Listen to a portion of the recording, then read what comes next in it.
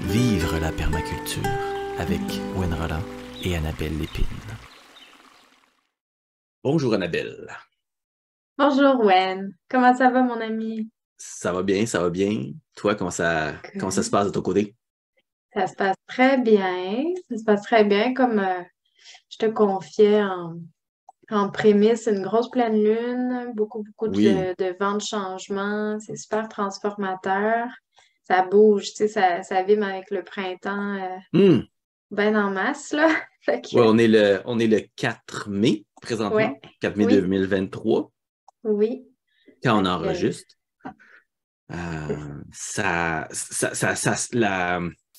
Le printemps se fait attendre, il y a beaucoup de mhm, pluie, mais mhm. c'est là qu'on voit la force des vivaces. Tu trouves pas? Oh, Puis c'est notre sujet d'aujourd'hui. On veut parler de quelques-unes des vivaces qui nous stimulent dans notre créativité et qu'on apprécie autant la cuisine que pour des potentiels médicinales.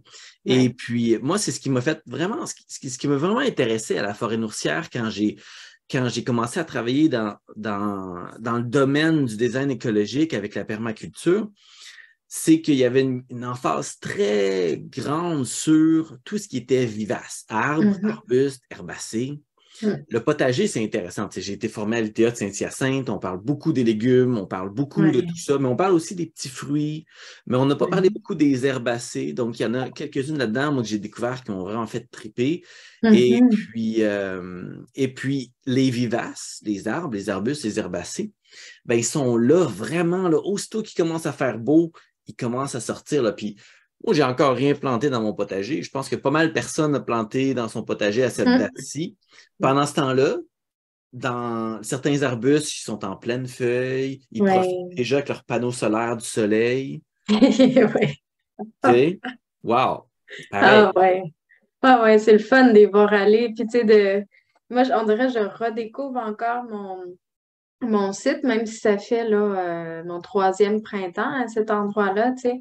Je me souviens pas exactement de toutes les fleurs Hmm. sont positionnées où. Puis j'ai eu des surprises de choses que j'avais plantées à l'automne, puis je m'en souvenais plus. Puis, tu sais, Ouais, de voir ça se réveiller, tu sais, puis de voir ce qui a bien toléré, ce qui a moins bien toléré l'hiver aussi. J'ai ouais. testé différents paillis, différentes techniques, tu sais, d'abri pour l'hiver. Fait que je trouvais ça super Hmm. intéressant de voir ça se réveiller dans les dernières semaines. Puis aussi, on dirait cette année, je m'intéresse beaucoup à la différence entre les régions, puis entre Ouais. les zones. Tu sais, nous, ce matin, il neigeait encore chez nous, là. Oh, Alors que j'imagine que dans ton coin, pas du tout. Puis, non. tu sais, beaucoup de gens dans mon entourage qui sont à Montréal ou sur la rive sud de Montréal. Puis ça fait des semaines et des semaines qu'ils n'ont pas vu de neige, tu sais. Fait que je trouve ça super intéressant de voir le flot, tu sais, d'évolution de la nature qui se Ouais. réveille, là. Mm. Oui, comme dans n'importe quelle région dans le monde, presque, on ne peut pas assumer qu'une province ou un État ou euh, même un pays en France, tu sais, en Europe, Mm. qui a tout le même climat sur toute la Mm. surface. Là. Même ici au Mm. Québec, moi, je suis autour de Montréal, je suis à Sainte-Thérèse, ben, je veux dire, Sainte-Thérèse, c'est en zone 5, Mm. on a quand même le fleuve pas trop loin, etc. Mm. Toi, dans ton coin, je sais pas, y a-tu des montagnes? Y a-tu beaucoup de Ouais, montagnes? ouais, c'est les Appalaches, nous autres. Ouais, Fait. ça a un Puis effet. des grands couloirs de vent, fait que vraiment ça a des bons impacts là. C'est pas une neige qui était persistante, mais tu sais, tu comprends que c'est quand même pas mal plus frais que chez vous là, fait que Ouais. c'est L'effet c'est c'est cool de l'effet du voir ça. territoire, là, l'effet des montagnes, c'est un Ouais. effet qui est quand même assez connu, qui s'appelle l'effet orographique. Puis cet effet-là est souvent pas pris en compte Hmm. dans notre design. Premièrement, parce que c'est difficile de comme évaluer son impact. Euh, mais encore là, je veux dire, il faut le prendre, il faut le considérer, il faut le regarder. Puis dans notre Mhm. choix, selon les zones de rusticité dans lesquelles on est, ça va influencer notre choix. Puis après ça, ben, on rajoute les autres éléments. La Hmm. pente, Hmm. justement, s'il y a une topographie qui pourrait avoir un effet sur les plantes. Et puis bon, après Ouais. ça, on essaie de trouver les plantes qui fit dans cette situation-là, ce contexte bien particulier. C'est super de regarder ça. Puis, on pourrait peut-être commencer, dans le fond, je peux peut-être commencer par mentionner que dans le fond, quand on parle de plantes vivaces, évidemment, on parle de plantes qui vivent plus de 2 ans, donc 3 ans et plus. Il y a des vivaces de courte durée, des vivaces de longue durée qui peuvent être là très longtemps. On peut parler, par exemple, d'une vivace de longue durée, c'est l'asperge. L'asperge est là. Une aspergeraie, des plants d'asperges. Des fois, on en trouve comme des plants d'asperges d'une ferme d'il y a 30, 40, 50 ans. On ne peut pas être sûr à 100% qu'ils sont là depuis 50 ans, mais en tout cas, il y a un spot. Peut-être que ça s'est ressemé. Bon, c'est possible, ça aussi. Mais des plants vivent très longtemps. Moi, j'avais un ami qui avait une aspergeraie, puis ça faisait déjà 20 ans qu'elle produisait. C'est incroyable. Donc, quel investissement. C'est fou, hein? Puis c'est pour ça aussi que les plantes vivaces, en sachant un peu c'est quoi leur durée de vie potentielle, ben ça nous guide aussi à savoir, OK, peut-être qu'il faut s'assurer de bien préparer. Tu sais, une aspergeraie, on ne prépare pas ça en 30 minutes, là, vite. On enrichit notre sol généralement assez bien. Et donc, quand on crée des écosystèmes, que ce soit une forêt nourricière ou d'autres types d'écosystèmes pour faire pousser des plantes vivaces, la préparation du sol est bien importante. Ça, c'est pas à négliger avec toutes les vivaces. Puis ceux de courte durée, il y en a qui, comme la gastache, qui, elle, peut être de courte durée, je dirais entre 3 et 5, 6 ans. Là. Mais l'avantage, c'est qu'elle fait des milliers de graines. Ouais. Ça, c'est beaucoup. Ouais. Est-ce que tu en as chez toi de la gastache? J'en avais un tout petit plant. Je ne suis même pas sûre si c'était pas toi qui me l'avais donné, peut-être. Puis là, j'en ai vraiment beaucoup de plants. Oui, exact. Je l'ai transplantée partout, puis je la vois sortir. Là. Puis j'aime ça justement voir, ils sont bien où? C'est quoi les conditions? Tu sais, elle est déjà sortie sur le bord des roches, OK, plus chaud, plus de soleil, OK. L'autre, dans le parterre à l'ombre, elle pas encore, OK. C'est vraiment intéressant, la même plante dans différents contextes. Tout à fait. Là, tu fais ressortir quelque chose de super intéressant, c'est que justement, planter la même chose, la même plante à différents endroits, ça peut nous aider énormément à trouver les microclimats de notre site, autant chaud que froid. Très bonne observation, merci. Moi, j'ai ça, j'ai de la consoude collée sur la maison, puis de la consoude comme dans la plate-bande.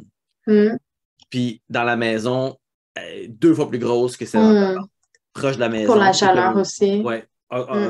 Puis il y a une bonne orientation, c'est comme sud-est. Donc, ça, c'est très intéressant aussi. Donc, là, on parle un peu de tout plein de plantes, mais commençons peut-être justement par parler de plantes particulièrement qui nous touchent, puis on reviendra à celles que peut-être qu'on a nommées rapidement, juste pour exemple. Moi, je voulais parler en premier des ciboulettes. Parce que c'est une plante qui est sous-estimée. Il y a la ciboulette commune, la ciboulette classique, qui se cultive depuis très, très longtemps. À peu près tout le monde avait ça soit chez eux, soit chez leur grand-mère. Nous, il y en avait au chalet. On met ça partout pour assaisonner. C'est une plante qui tolère un paquet de conditions. Ça peut être à la mi-ombre, même à l'ombre quand même, assez forte. Moi, j'en ai qui se mettent dans mon gazon.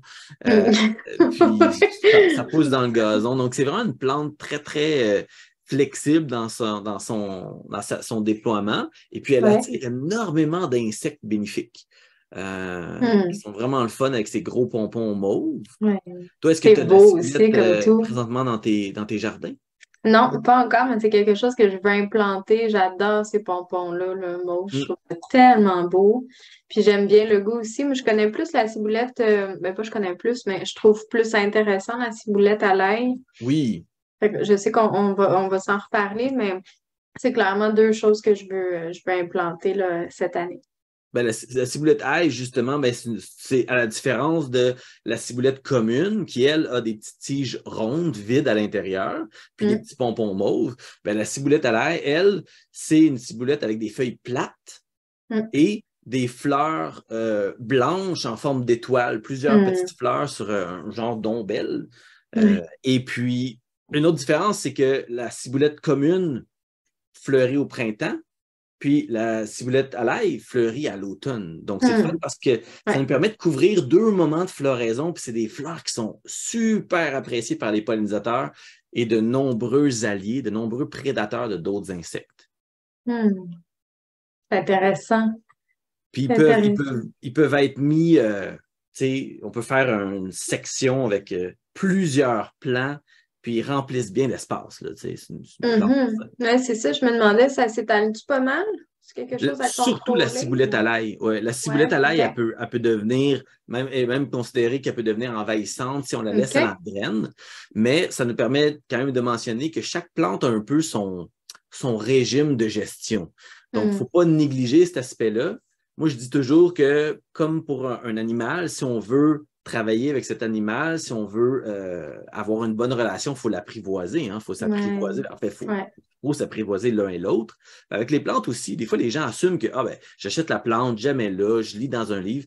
Ben oui, mais après ça, il faut l'observer, il faut vraiment Hmm. la mettre dans son contexte. Hmm. Et donc, oui, tout à fait. La ciboulette à l'ail, elle, le truc, évidemment, si on ne veut pas qu'elle se répande, c'est d'y couper les fleurs une fois qu'ils ont fait leur production de semences ou de manger les fleurs, parce que dans les deux cas, les fleurs sont Ouais. comestibles. Puis Ouais. même dans la ciboulette à l'ail, la hampe florale, avant même que la fleur s'ouvre, la hampe florale est utilisée en Asie dans le tempura, dans la genre de Ah, friture, ouais.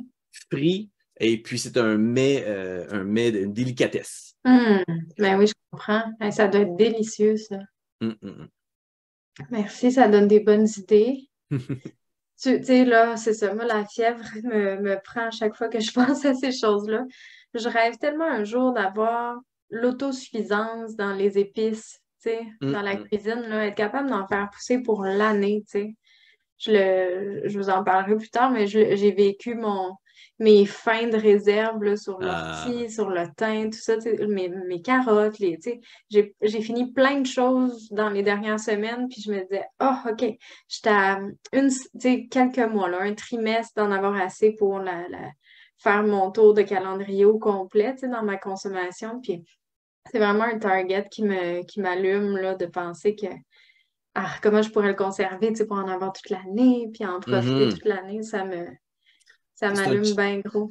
c'est un challenge de savoir comment bien transformer Ouais. nos plantes en général, nos légumes, mais aussi nos fines herbes, parce que comme la ciboulette Mhm. commune, elle, si on la fait sécher, elle goûte plus Elle perd pas grand-chose, mal, hein. ouais, elle La perd ses ciboulette à l'ail, elle propriétés. garde un peu plus son goût, je trouve. Mhm. Euh, mais dans les deux cas, il faut toujours se rappeler que si une plante, même si elle ne goûte pas, elle peut quand même garder ses propriétés médicinales. Tu sais. Mhm. Ouais. Elle peut garder comme certaines plantes qu'on va déshydrater, ben, c'est des plantes pleines de minéraux. La Mhm. ciboulette à l'ail, c'est des deux plantes qui sont quand même considérées nutritives dans la petite quantité qu'on met.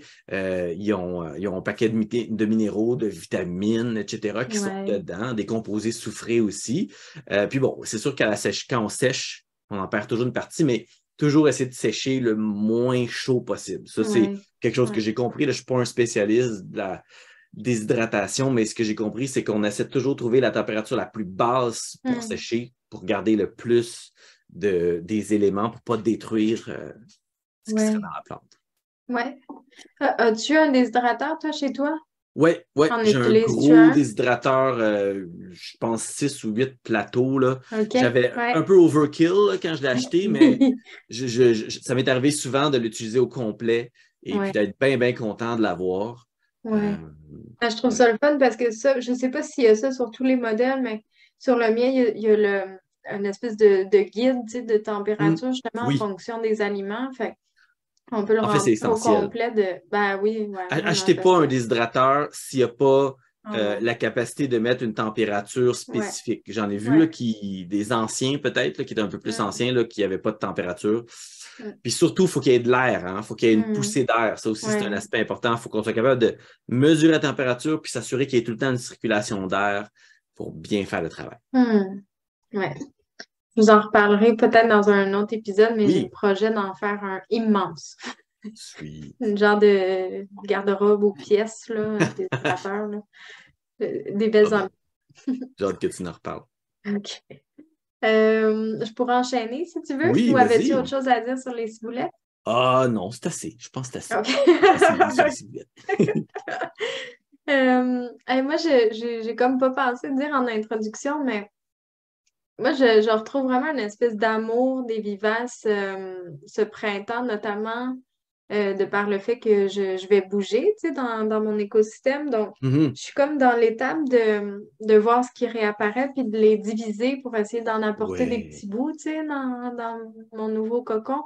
Fait que ça me touche comme de prendre des bouts d'une terre puis d'aller implanter ailleurs, tu sais, ce visuel-là, cette énergie-là, ces souvenirs-là, cette beauté-là, tu sais. Mhm. Puis, ça me fait réfléchir à quel point c'est abondant. Tu sais, si on faisait ça à chaque, je sais pas quelle fréquence ce serait raisonnable pour respecter bien la plante, mais c'est à chaque quelques années, si on se partageait nos végétaux comme ça, Oui. de manière régulière, tu sais, c'est une abondance incroyable.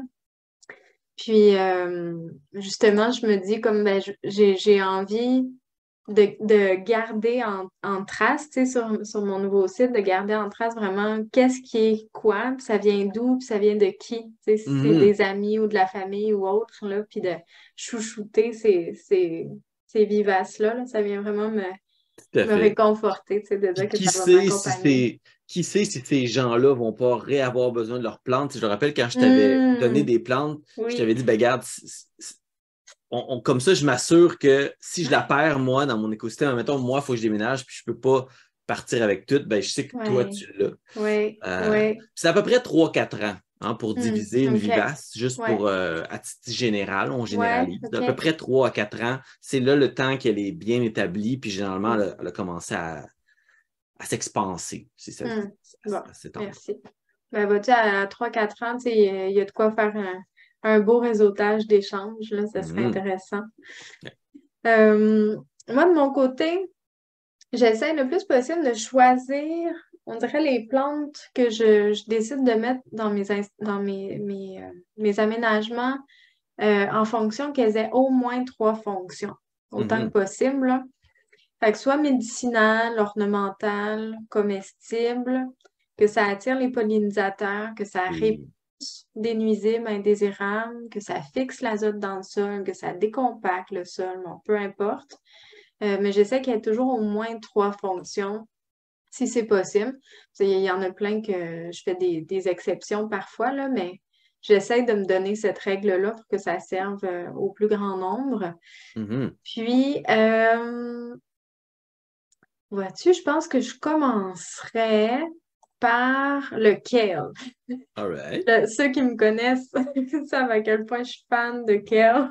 Moi, je suis végé depuis 12 ans, puis évidemment, je mange vraiment beaucoup de légumes, beaucoup de verdure. Fait que le kale, c'est un incontournable dans mes aménagements, tant en vivace que dans les potagers. Fait que le cœur, c'est intéressant parce que ben, il y a vraiment plusieurs variétés qui sont très jolies, qui ont des looks différents, tu sais, dans notre assiette, mais aussi dans nos aménagements. Très, très résistant à la chaleur, puis très résistant au froid aussi. Tu sais, ça tolère facilement les premières neiges, le cœur. Fait que Mhm. c'est dans les dernières choses que j'enlève au potager. Ben, évidemment, c'est comestible. C'est Mhm. délicieux. D'ailleurs, là, Oui. ça se marie avec plein, plein de choses. Puis, je trouve ça intéressant quand il y a un aliment, un légume qu'on est capable de récolter dans son entièreté, mais que ce qu'on aurait mis au compost plaît vraiment beaucoup aux poules, tu sais, Mhm. vu que j'ai des poules dans mon écosystème. Fait que, tu sais, on Tout mange à les fait. feuilles, mais les tiges aux poules, c'est des bonbons, eux autres, là. Fait que lequel, c'est C'est un chouchou. c'est sûr, c'est une plante annuelle, pour la Oui, majorité des oui, cas, ou oui, biannuelle en tout cas. oui. Est-ce que tu en as qui ont réussi à passer l'hiver puis à produire des graines? Parce que moi, j'en ai eu dans le passé, Pas ici, quelques... non. J'en avais eu à Non? Saint-Jean, sur Richelieu, mais pas ici. OK. Non, pas encore. Ben, c'est sûr, tu sais, moi, c'est sûr, mon focus est beaucoup sur les vivaces parce Ouais. que ben, c'est ce que j'utilise la plupart du temps, puisque je trouve qui est qui a le meilleur potentiel dans la majorité des cas, mais Ouais, il y a un certain nombre d'annuels ou de bisannuels qui se ressèment ouais. ou qui ont vraiment un haut potentiel. Puis dans les designs de forêt nourricière, souvent les gens me demandent ben, on peut-tu avoir une petite place où est-ce qu'il y a des éléments potagers, Ouais, puis, ouais. puis sais, je comprends, tout le monde veut avoir encore un certain nombre d'éléments. Et puis, justement, les kales, comme d'autres plantes qui sont quand même tough, parce que c'est quand même assez tough, assez solide comme plante, peuvent certainement trouver une place. On peut avoir des petits endroits où est-ce que c'est plus pour les annuels, puis qui pourraient même avoir une rotation avec des champignons. Tu sais, ça pourrait être une année des champignons, des pleurotes, mettons pleurotes roses, puis une année suivante du kale, puis une année suivante, c'est faire une rotation quand même. Ouais. Comment tu transformes principalement le kale? Comment je les transforme? Ouais. Si Beaucoup dans les smoothies, Mm-hmm. dans les muffins et les pains salés, en salade. Je fais des chips de kale, dans les potages, dans les soupes. C'est pas mal ça. Quand je veux les garder, je les congèle plus que les dessécher, par exemple, plus que les déshydrater. Ouais. Je trouve que ça fait mieux. Puis, ça ressemble à ça. Mais je voulais juste te dire, moi, je les rajoute dans mes plates-bandes. Je trouve ça tellement beau comme plante que je m'en sers vraiment dans mes plates-bandes. Puis souvent, je fouille dans mes plates-bandes pour me nourrir parce qu'il y a plein de choses intéressantes, là, tu sais. Ben oui. Puis des spontanés ou que je choisis, mais le cœur, je trouve ça magnifique. J'en mets de faire la maison d'un plate-bande aussi, là. Puis il y a beaucoup de villes aussi qui utilisent le kale dans leur aménagement comestible, entre guillemets, parce que c'est une plante qui demande pas. Il y a aussi le collard, hein, qui est comme très proche du kale, qui est intéressant dans cet aspect-là. Oui. Donc, c'est certainement une plante le fun, puis c'est une plante aussi qui, si on peut la rentrer, c'est comme le chou, quand on veut produire des semences de kale ou de chou, on peut rentrer le système racinaire à l'intérieur, dans le garage, mettons, où est-ce que ça gèle moins, où est-ce que c'est moins froid. On peut garder le système racinaire puis le rentrer à l'intérieur. On coupe la tige principale, on mange tout qu'on a mangé. Et puis, après ça, pendant l'hiver, il reste protégé. Il y a le froid normal, c'est pas comme dans une serre où est-ce qu'il fait chaud, mais il fait moins froid que dehors. Et puis après ça, on le ressort et on le replante. Puis là, il va faire ses graines.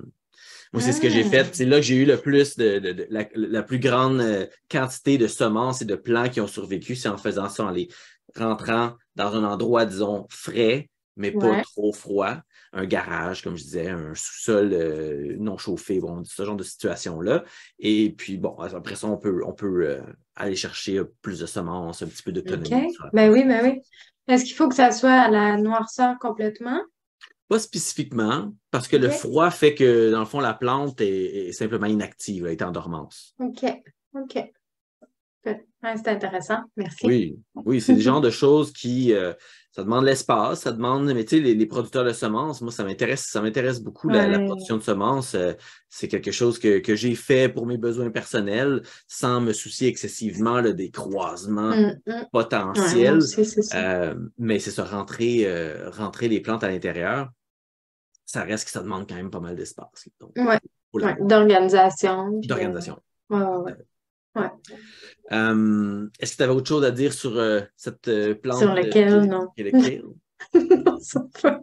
Je suis vraiment geek des légumes et des plantes, tu vas voir. C'est un amour sincère. Cool. Ben, moi, je voulais parler dans la prochaine plante que j'aime beaucoup, beaucoup, puis que j'aime mettre dans beaucoup, beaucoup, beaucoup de mes projets, c'est la rhubarbe. Je trouve que la rhubarbe est sous-estimée dans son potentiel. La rhubarbe, moi, je la considère comme un gros couvre-sol. Souvent, les gens pensent que les couvre-sols, c'est une plante qui est très près du sol. Mais dans le fond, le couvre-sol, c'est une plante qui couvre un espace du sol puis qui ne laisse pas de place à d'autres plantes. Et qui occupe cet espace-là. Il peut avoir un peu de place, là, mais généralement, en dessous d'une rhubarbe, il n'y a pas grand-chose qui va pousser. Ça va être... moi, ce que je trouve vraiment intéressant, c'est si vous avez des rhubarbes chez vous, allez voir, là, avant qu'elle soit trop grosse, allez voir le sol en dessous de la rhubarbe.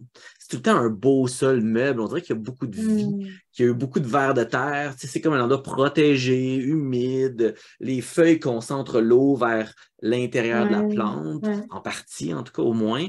Quand il reste des feuilles, ben, ils meurent au sol, puis ils nourrissent le sol, puis les insectes adorent ça. Évidemment, on mange les garde, on mange les pétioles. Il ne faut pas manger la feuille parce que ce n'est pas très bon pour notre système digestif. Mais moi, j'utilise des feuilles comme paillis. Tu sais, je vais prendre, mettons, je récolte ma rhubarbe, je vais prendre 3-4 feuilles des tiges que j'ai récoltées, puis je vais étouffer une mauvaise herbe ici. Tu sais, j'ai un pissenlit que je trouve qui commence à être un peu trop gros. Je récolte les feuilles pour mon cochon d'Inde. Puis après ça, je vais mettre, je vais mettre les feuilles de rhubarbe là-dessus, puis s'il y a des petits chiens dents, des choses comme ça. C'est comme pour ralentir la croissance. Ça les tue. C'est pas vraiment, mais ça nous permet comme pendant particulièrement les 2-3 premières années qu'on installe des vivaces, c'est ça le temps que ça prend. Comme je disais tantôt, ça prend 3-4 ans que la vivace qu'elle soit assez grosse, assez bien installée pour qu'on puisse potentiellement la diviser. Mais c'est aussi le même timing, le même temps où est-ce qu'elle domine son espace. Puis à ce moment-là, quand elle domine l'espace, ben, il n'y a plus grand-chose qui pousse en dessous. Moi, j'ai pris des photos ce matin de ma petite forêt nourricière ici à la maison, puis je veux dire, il n'y a rien, il n'y a pas vraiment de mauvaises herbes. J'ai un pissenlit ici qui est vraiment pas mauvais. C'est même une bonne plante, c'est un accumulateur dynamique. Là, on pourrait la mettre dans la liste des plantes que j'apprécie pour ses fleurs qui nourrissent les pollinisateurs et tout ça. Puis ben, la rhubarbe, elle a un petit goût. Moi, j'aime bien l'utiliser pour la cuisine dans les compotes. Les tartes et une affaire dans les dernières années que j'aime beaucoup faire, c'est un genre de limonade à base de rhubarbe, puisque ça a un petit goût acidulé. Et puis, mais c'est vraiment intéressant comme goût. La rhubarbe avec, évidemment, bon, on met du sirop d'érable pour que ce soit un peu sucré. Ça fait un liquide tellement rafraîchissant. C'est extraordinaire. Puis évidemment, est riche en plein de minéraux, encore une fois, donc d'un côté nutritionnel, c'est pas à négliger. Puis j'ai entendu dire qu'il y a des gens qui travaillent à l'intégrer à des plats plus comme on fait un petit peu avec les attakas, avec les canneberges. On les intègre avec de la viande, avec des choses comme ça. Bien, la rhubarbe, ça peut être utilisé comme ça. On enlève la peau extérieure, puis les fibres à l'intérieur, on en fait un genre de petite compote. Là. Ça peut être servi avec des viandes, etc., si c'est ce qu'on consomme, ou peut-être comme légumes. Dans des ragoûts, en petite quantité peut-être. Je ne suis pas un méga chef, mais j'ai entendu des échos de ça, des gens qui appréciaient ça. Ben, je pense que c'est une plante qui vient d'Orient, puis je pense qu'en Orient, à la base, elle n'était pas consommée de manière sucrée, c'était consommé plus comme vraiment un légume, là. Je ne connais pas de recette précise, mais c'est ce que j'avais lu dans les dernières années. Là. J'ai pas de référence précise, là, mais ça m'avait surpris, mais c'est intéressant aussi de revisiter nos fruits, si on peut dire, là, de manière salée. Puis nos assumptions aussi, ce qu'on assume sur la plante elle-même. Oui, tout à fait. J'ai fini mon dernier pot de rhubarbe congelé cette semaine, c'est ça. justement. C'est vraiment le moment des fins de toutes les réserves. Dernière compote, fraise rhubarbe, ça goûtait l'été, c'était fantastique. Puis là, ça repart dans le jardin, puis partout dans la forêt, tout ça. Puis là, c'est beau de voir ça aller. C'est une belle plante aussi dans son démarrage, là. Tellement. Puis beaucoup de gens pensent qu'il faut absolument enlever la hampe florale, tu sais. Puis c'est pas nécessaire d'enlever la hampe florale. Souvent, ce qu'on recommande, c'est simplement de la couper après la floraison. Parce que ça prend de l'énergie à la plante pour faire des graines, comme toutes les plantes. Quand ils font des graines, ils mettent beaucoup d'énergie. Donc là, oui, peut-être que ça affecte la croissance. Puis aussi, j'ai vu souvent les gens qui parlent que ça change le goût. Moi, j'ai jamais remarqué ça. J'ai jamais remarqué que ça changeait le goût des... C'est à chaque année qu'ils font les semences? Ça peut, oui. Si les conditions sont bonnes, ils devraient en faire à chaque année. Puis les fleurs sont tellement intéressantes pour les insectes pollinisateurs. Là, j'ai fait des petites vidéos avec ça, là, des abeilles qui sont dans les hampes florales de ma grosse rhubarbe ici. Puis ça buzz.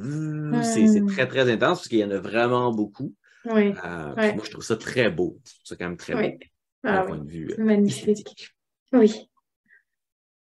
Cool pour la rhubarbe. J'enchaînerai avec la sauge. La sauge, c'est mon odeur préférée dans la vie. Les feuilles de sauge, La sauge officinale, c'est ça? Officinale, ouais. Ouais. C'est ce que j'avais Sauge à blanche, je pense qu'elle Saint-Jean. appelle. Ah, bonne Non question. Je commun. pourrais pas te Ouais. dire si c'est Peu blanche, importe. mais officinale, là. OK. Euh, je l'avais à Saint-Jean, je l'ai amenée ici. Hmm. Elle est dans le jardin, là, je vais la déménager elle aussi. C'est mon odeur préférée. Celle-ci, la floraison est tout à fait magnifique. Hmm. À chaque année, je la coupe au complet pour la sécher. Puis durant toute l'année, j'en fais brûler dans la maison pour purifier Mhm. l'air. Ouais. Je l'utilise aussi toujours dans mes planches de choux puis de légumes racines. Ça éloigne. C'est pas, il n'y a aucune association qui est garantie à 100%, mais ça éloigne, semble-t-il, rongeurs et certains nuisibles, notamment l'altise, Mhm. puis les petits, la pyrrhine là, du chou. Donc, j'en mets beaucoup avec les choux puis mes légumes racines. Puis, je ne suis pas rendue à l'utiliser pour des fins de gestion hormonale et autres, mais ça a l'air très, très efficace en cas de ménopause comme Oh. plante. La sauge est antiseptique Mm. comme plante. Moi, c'est une des propriétés que j'apprécie beaucoup de celle-ci. Donc, quand on la fait brûler, Pas juste c'est pas ésotérique, c'est là. une purification réelle, là. On Ouais, ouais. améliore l'environnement en éliminant des potentielles problématiques au niveau des bactéries, des champignons, etc. Ouais, ouais, tout à fait. Tout à fait. Vraiment cool. Je Puis l'aime. qu'est-ce que tu apprécies le plus de la plante? Est-ce que tu l'utilises en bouffe pour la cuisine? Est-ce qu'il y a des Plus ou gens qui moins, l'utilisent en cuisine? oui, oui, il y en a beaucoup qui l'utilisent. Tu sais, dans les plus communs, on voit souvent des genres de raviolis, mettons, à la courge Oh, ou à ouais, la citrouille, avec une sauce à la sauge et un beurre là, de sauge. purée. Tu sais, on le voit beaucoup dans les pâtes, puis avec les légumes, justement, curcubitacés. Je suis pas certaine, tu sais, je connais moins les utilisations avec la viande.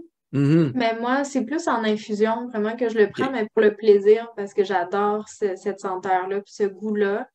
Sinon, je fais des infusions, puis je verse l'eau dans mon bain, parce que j'aime Oh, vraiment quand ça sent ça. wow! Hey, dans le bain, quelle bonne Ah ouais, idée! ah ouais, ça sent Parce super. qu'il y a le côté antiseptique aussi qui est Mm, là, puis l'odeur, le genre un genre de bain thérapeutique. mm, mm. Puis Ouais, je là, trouve c'est que pas c'est une moi bonne qui idée. fais mes huiles, mais j'achète toujours des petites huiles essentielles. J'en ai toujours de sauge, puis souvent, je m'en mets comme Hmm. parfum. J'aime tellement Ouais. ça. Ça sent vraiment, vraiment bon.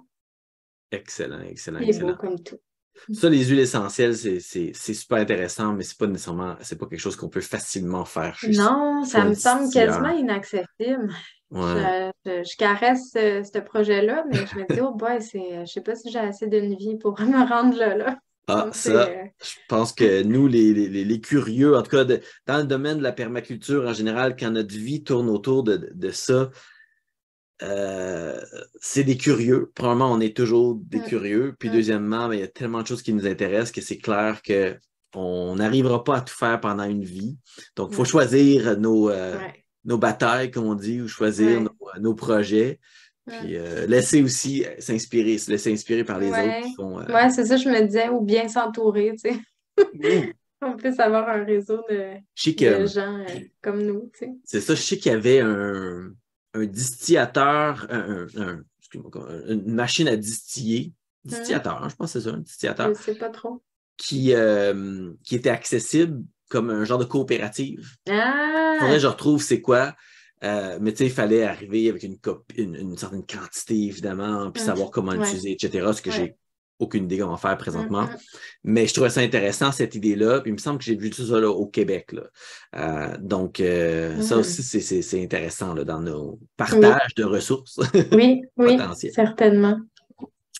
Ben, moi, une autre plante que j'aime énormément, énormément, puis que j'intègre dans beaucoup, beaucoup de mes forêts nourricières, de mes designs, c'est la chili millefeuille. La chili Ouais. millefeuille est intéressante parce que justement, son odeur, son goût se Mm, rapproche un petit peu de la sauge. mm. Et souvent, on va venir remplacer la sauge dans des recettes, des choses Ah, comme ça. Ouais. OK. Et moi, la chili millefeuille, je l'aime beaucoup pour, pour quelques raisons. Et la raison une des raisons principales, c'est une plante qui attire énormément d'insectes prédateurs. Ouais. Il y a eu de nombreuses études qui ont été faites, même à la ferme des Quatre-Temps. Il y a des bandes d'arbres, d'arbustes et de plantes herbacées pour attirer justement des insectes bénéfiques. Et Mhm. la gagnante, si on en trouvait une, la plante qui attirait le plus de bons insectes, c'était littéralement la Schlemihlfeuille. Mhm. La Schlemihlfeuille, elle attire beaucoup, beaucoup, beaucoup d'insectes bénéfiques, des petites guêpes parasitoïdes. Les cirques s'intéressent à cette plante. Il y en a tellement. Et en plus, elle est médicinale. Moi, je l'utilise Ouais. couramment pour arrêter les saignements. Tu sais, c'est pas rare qu'au jardin, on se coupe. Ben, qu'est-ce qu'on fait? On se rince, on se fait mal sur une plante, on se rince la plaie évidemment pour la nettoyer. Et puis souvent, ben, ça se peut que ça saigne. Ben, on mâche la Schlemihlfeuille, comme beaucoup de plantes qu'on peut faire, comme avec Le la coursure. plantain. C'est ça, le plantain, exactement. Et on la met sur la blessure. La Et puis, feuille? pardon? La feuille, tu mets? Oui, la feuille, oui, OK, OK, la feuille. Et OK. puis, c'est vraiment très rapide, très efficace. Ça peut aider aussi à faire baisser la fièvre. C'est une plante qui est utilisée couramment depuis l'Antiquité. C'est une plante extrêmement flexible dans son approche, versatile pour mal utiliser le mot en français. Et c'est une plante qui, en plus, est quand même très jolie. Moi, c'est une plante que je Ah trouve oui. vraiment belle, une belle Ouais, floraison qui vraiment va belle. du blanc au rose. Ouais. Ouais. Et donc, moi, c'est une plante que je recommande vraiment d'intégrer. Faites attention aux genres d'hybrides qui vendent en pépinière des fois. Moi, je me tiens loin de celles qui ont du poil parce que c'est des hybrides qui sont moins proches de l'Achillée-millefeuille, mais il y a de nombreuses Achillée-millefeuilles qui sont disponibles à différentes couleurs et tout ça qui peuvent être très, très intéressantes. Et puis, c'est ça, on l'utilise aussi en cuisine. J'ai déjà vu des fromages avec ça comme aromate. Puis c'est riche en vitamines et minéraux. Donc, une autre plante, je veux dire, moi, je pense souvent, mon réflexe, c'est de penser, OK, ben, quelles plantes sont disponibles très largement puis qui me permettraient de survivre? Parce que c'est Ouais. souvent ça qu'on se pose comme question quand on regarde le futur de l'humanité. On peut se demander, bon, ben, s'il y a des choses qui ne deviennent plus disponibles, certains médicaments, certaines vitamines, certaines aromates, par quoi on peut les remplacer? Ouais. Ben, justement, la millefeuille, c'en est une de ces plantes très, très flexibles, comme Ouais. l'ortie, Ouais. comme justement le plantain que tu as mentionné tantôt, qui est extraordinaire. Ça, le plantain et la millefeuille, c'est deux plantes que j'enseigne à mon fils, que je lui répète souvent. Parce qu'avec le plantain, je ne sais pas si tu voulais en parler, mais je peux en parler Non, vite je ne vite. l'avais pas, mais je me disais, ah, comment ça, j'ai oublié le Ben plantain? oui, Je c'est drôle, hein? l'aime tellement. Le plantain, il est tellement commun, mais le plantain, tu sais, il aide à soigner, c'est un antiseptique, il va aider à la guérison de toutes les. Il va aussi enlever les piqûres. Les Quand on piqûres, se fait piquer par les maringouins, ouais. par une guêpe, c'est arrivé à un moment donné, mon fils, puis tout de suite, on a mis ça dessus, puis c'est comme si ça Ça rafraîchissait. apaise, ouais, C'est vraiment, ça enlève le vraiment. pincement. Puis il le fait pour les autres, tu sais, qu'un enfant s'était fait piquer à un camping, on C'est était chaud. dans un camping, il s'était fait piquer sur le pied, puis là, mon fils parle, attends, Je peux j'ai vu la t'aider. plante, Ouais. parce qu'il se rappelle jamais le nom. Et puis, c'est ça, le plantain puis la millefeuille, c'est ces deux plantes-là que, il me semble que les enfants devraient les connaître. Ben Ils se font oui, toujours vraiment. mal. Ouais. Oui, c'est génial que tu apprennes ça à ton fils, hein. C'est tellement un bel héritage qu'on peut leur laisser, une belle éducation, tu sais. Mhm. C'est vraiment génial. Le plantain pris jeune aussi, là, dans les jeunes pousses, goûte le champignon. Moi, je le Mhm. mets dans mes risottos aux champignons. Ouh, C'est tellement bon. intéressant.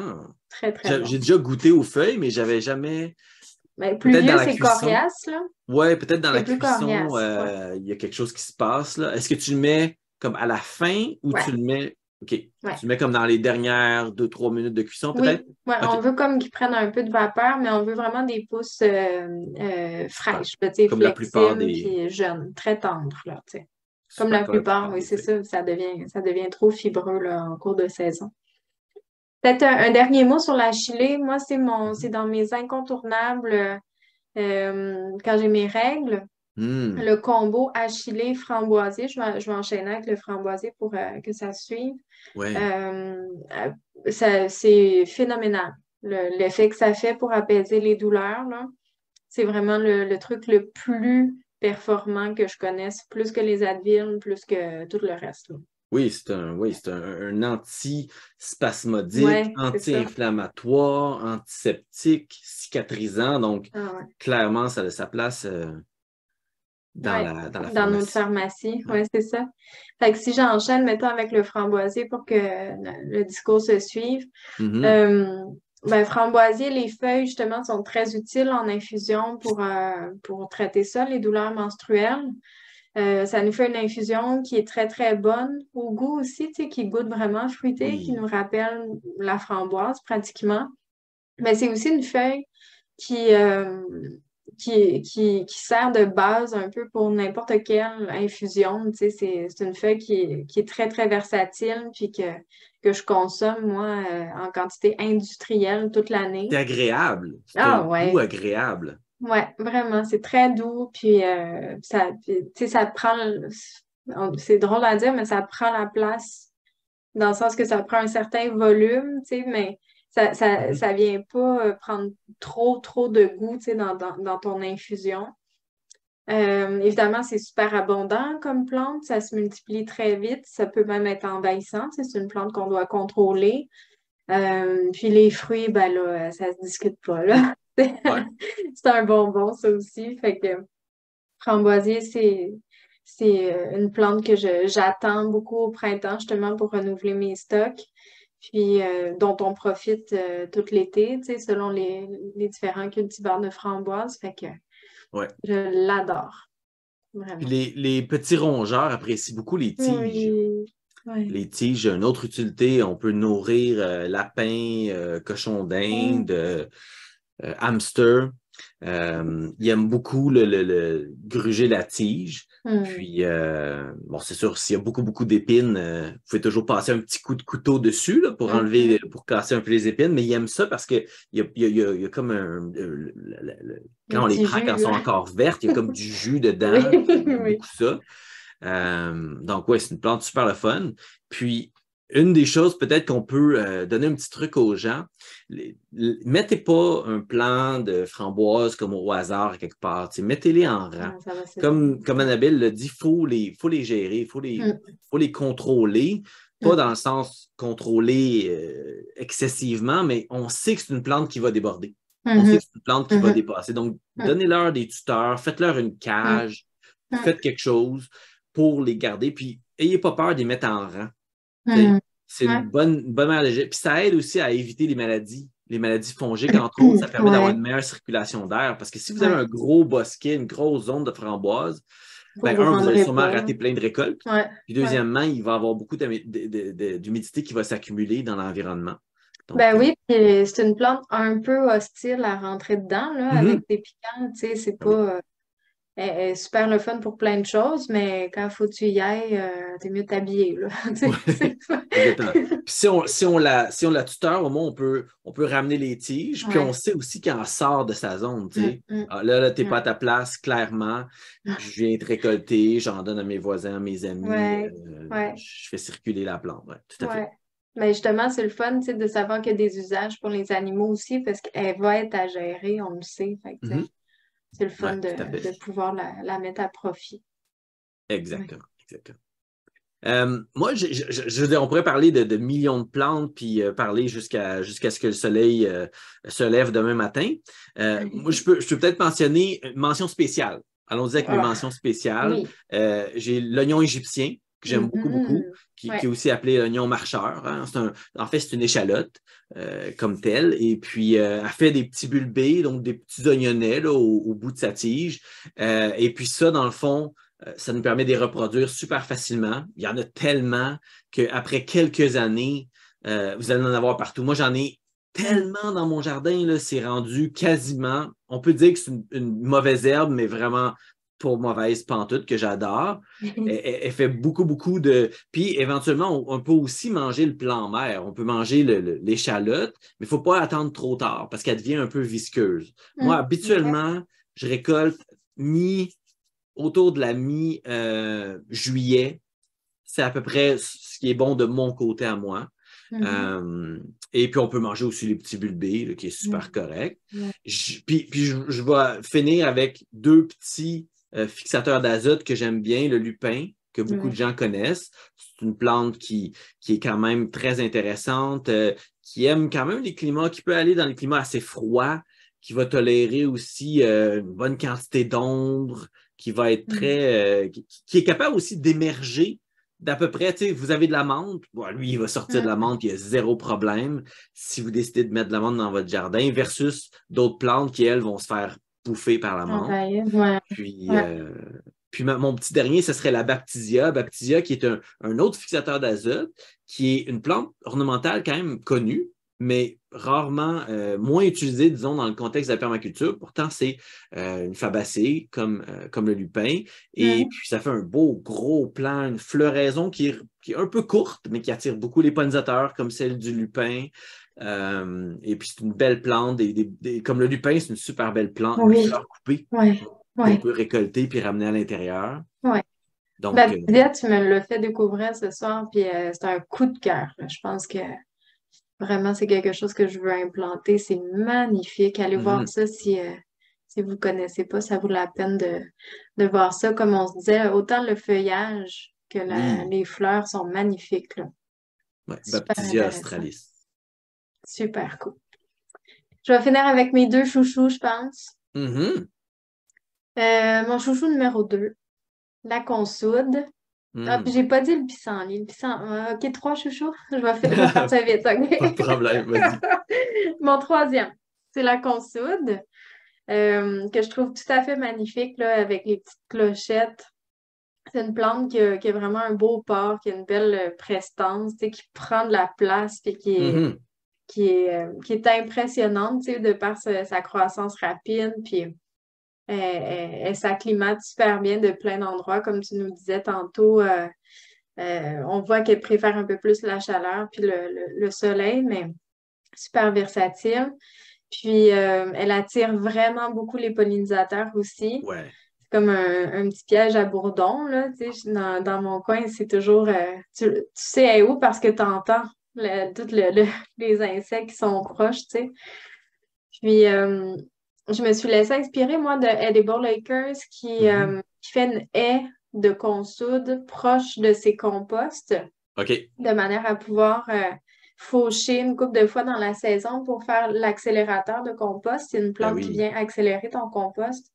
Puis, ça sert également de nourriture pour les poules. Fait que, tu sais, oui, il y a certains cultivars qui sont envahissants dans la consoude, mais encore là, c'est une plante qui est tellement utile. On peut en faire des purins, on peut justement nourrir nos animaux, faire des paillis et autres avec. Fait que pour moi, vu qu'elle est magnifique, ça me fait plaisir de l'utiliser en haie. C'est ce que je vais implanter d'ailleurs cette année.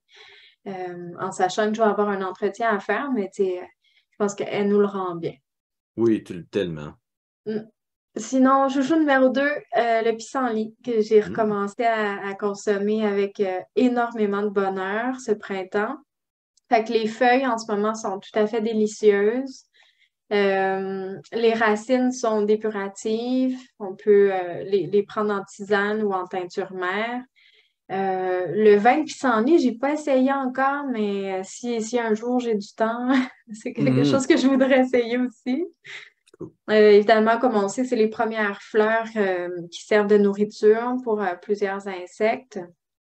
Puis, c'est une plante qui vient en profondeur décompacter nos sols. Fait que c'est intéressant aussi d'en laisser quelques-uns sur le site. J'ai bien aimé la technique de Marie Thévard au Saguenay qui, elle, cultive le pissenlit pour son côté comestible.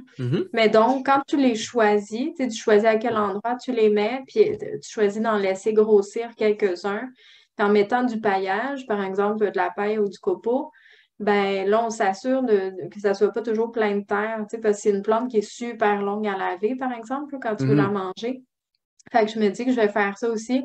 Je vais m'en faire des rangs de pissenlit officiels à manger, comme une bonne végé. Ça a l'air qu'il y a des cultivars de pissenlit. Les Ah, c'est vrai? cultivars qui ont été développés, j'ai vu ça en Europe. Il me semble que j'ai vu dans un site où est-ce qu'ils vendaient des semences, des semences De de pissenlit? pissenlit, mais je pense pas qu'ils appelaient ça du pissenlit. Je pense qu'il y avait comme un autre nom, mais c'est la même OK. plante, Taraxacum. Ah! Ben écoute, ça se peut passer beaucoup plus consommé en Europe qu'ici. Hmm. Moi, j'ai appris tout ce que je sais du pissenlit d'un vieux monsieur italien avec qui je travaillais, puis c'était vraiment un Hmm. aliment du quotidien là, chez eux. Puis, il m'a fait découvrir que je pense que la meilleure partie à manger du pissenlit, c'est l'espace où les feuilles rencontrent la tige. Tu sais, ça fait comme un Hmm. petit coton croustillant. Je sais pas comment on appelle ça, tu sais, Ben, peut-être, ce ça a serait comme peut-être le un nom. pétiole. Ce serait Ben, comme le pétiole. vraiment le petit coton de base, là. OK, ouais, ouais. Je sais pas si ça a un nom, là, je Ben, ce connais serait le pas. cœur, là. On pourrait dire le Ouais, cœur on comme pourrait d'une dire le cœur. laitue.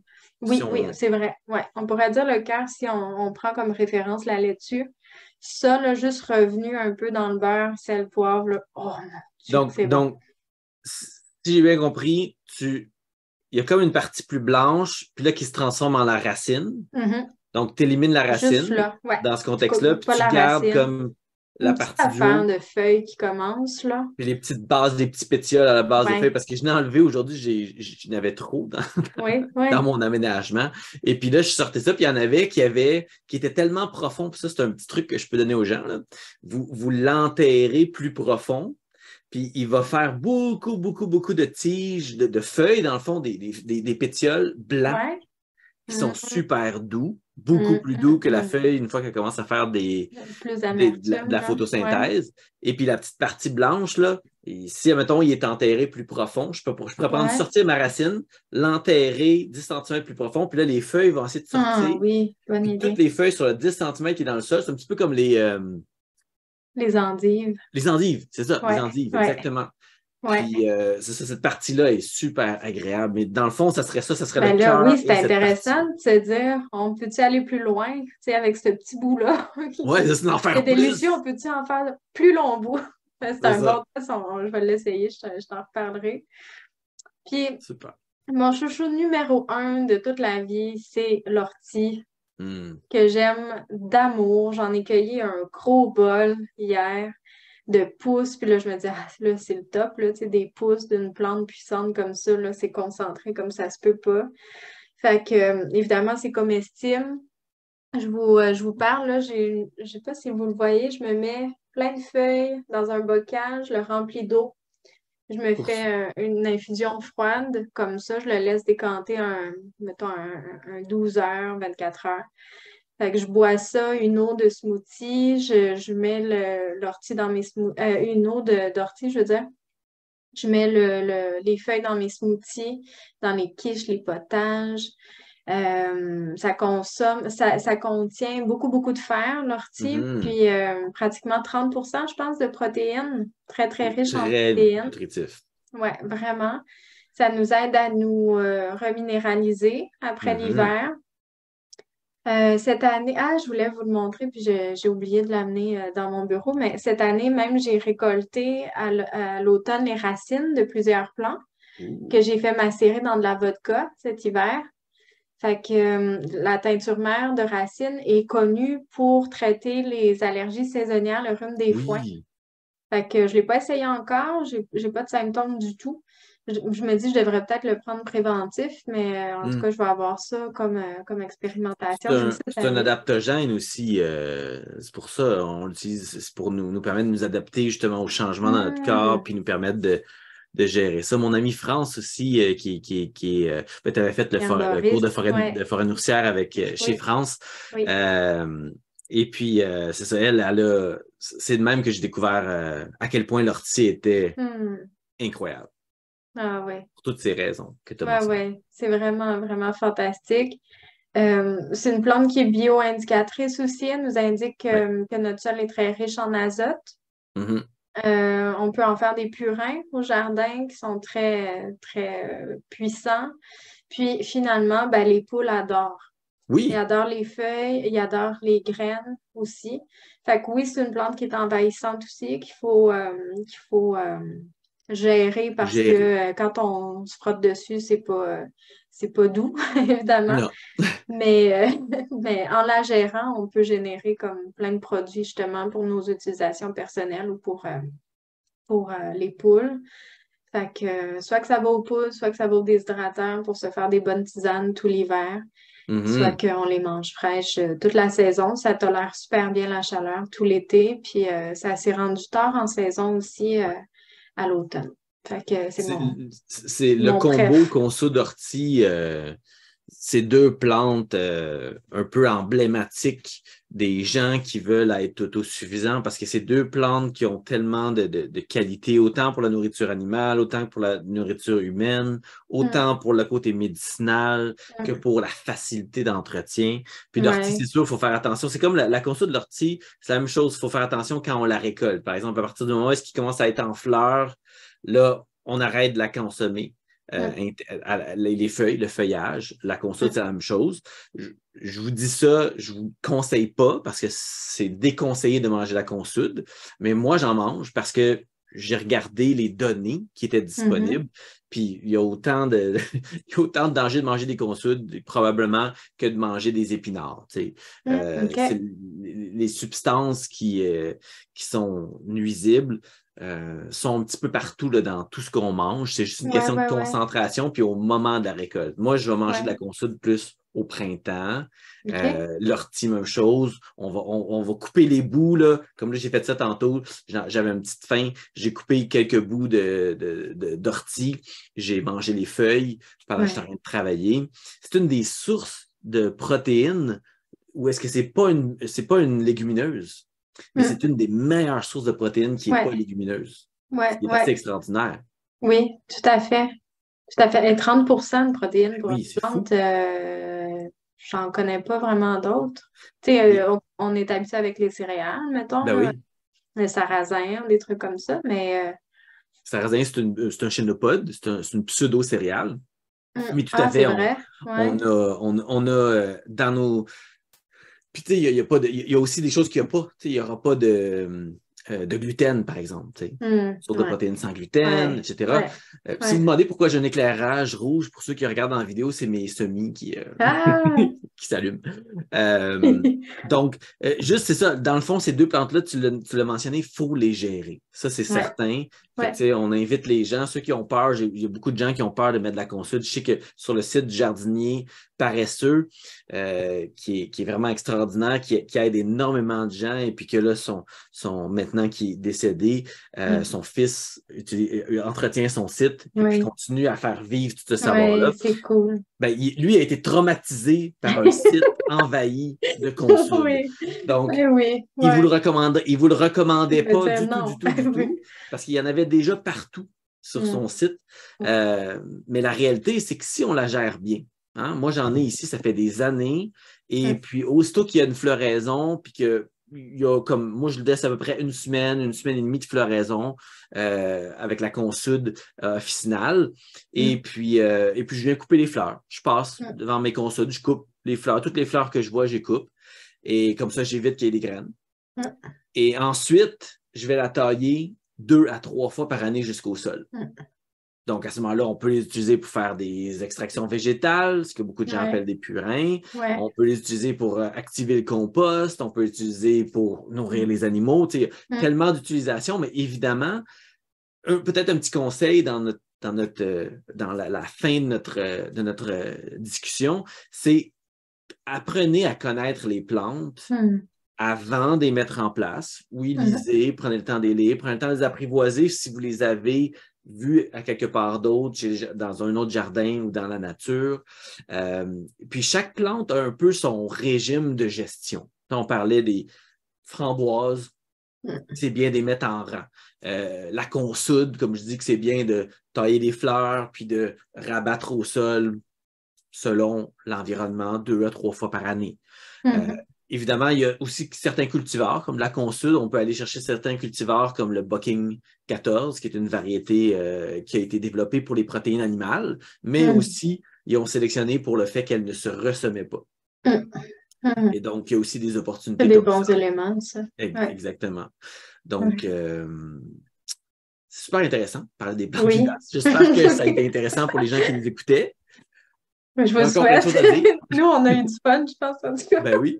Il y a encore plein de choses à dire, évidemment, plein de plantes à discuter. Puis peut-être qu'on y reviendra à un autre épisode de quelques-unes de nos autres plantes favorites. Peut-être qu'à ce moment-là, on parlera d'autres aspects, plus des arbres, peut-être plus des arbustes qui nous intéressent, qu'on n'en a pas vraiment mentionné. On parlait plutôt des herbacées.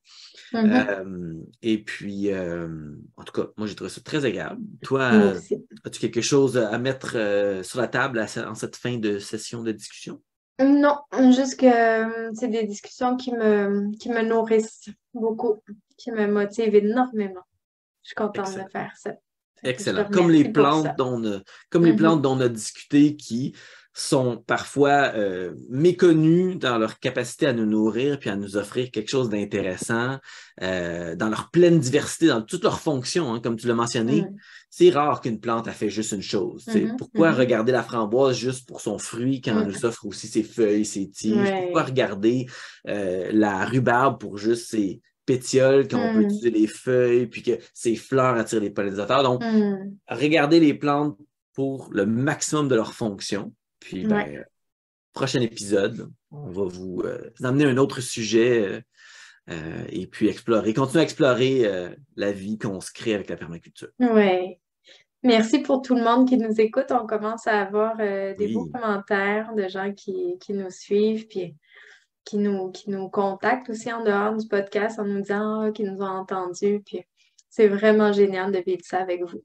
Merci beaucoup. Tout à fait, tout à fait. Merci beaucoup pour tes derniers mots très, très positifs, puis qui reconnaît qu'on fait ça pour nous, évidemment, mais on fait aussi ça pour les gens. Donc, quand vous nous donnez du feedback, on apprécie. Oui, tout à fait. Cool. Bonne soirée. Bonne soirée à toi aussi, puis bonne soirée à tout le monde. OK. Salut. Bye.